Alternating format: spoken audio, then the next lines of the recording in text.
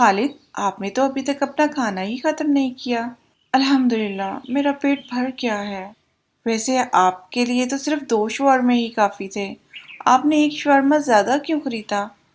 تم لوگ کیوں فکر کر رہے ہو؟ میں نے تو سب شورموں کے پیسے دے دیے ہیں۔ بات پیسے دینے کی نہیں ہے میرے دوست، اللہ تعالیٰ نے ہمیں کھانا ضائع کرنے اور فضول خرچی کرنے سے منع کیا ہے۔